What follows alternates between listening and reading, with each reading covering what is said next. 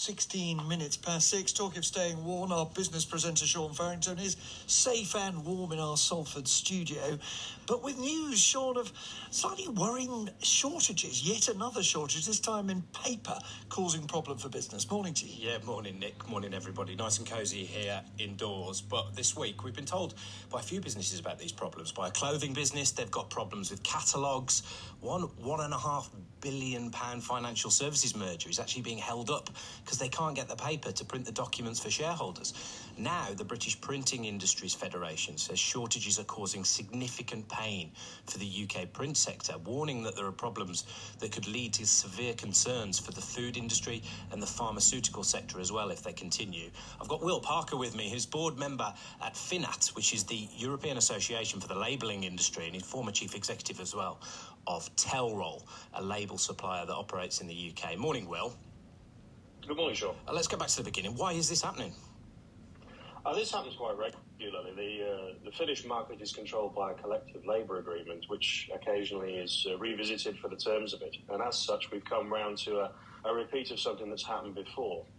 But we have a couple of macroeconomic factors that are playing into this to create a little bit more pressure and a storm. We've all seen the laudable migration for sustainability towards fibre and paper-based products away from plastics, and that has put a great big pull on the total capacity of paper.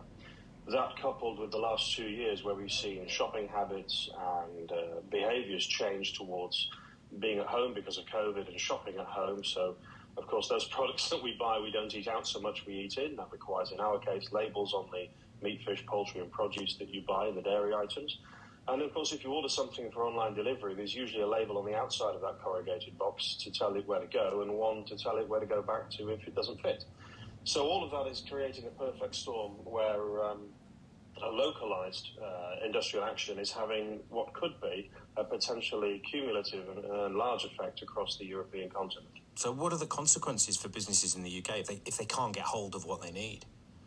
Put quite simply, we have a lead time extension on materials at the moment, which are normally available within a number of days or next day, into potentially May, June at the outset at this point in time, because there's a constraint on materials. That could mean, or certainly means, that we're having as an industry to reduce or allocate production capacity to customers, and that could, if it doesn't get rectified in the short term, mean impact on the shelves.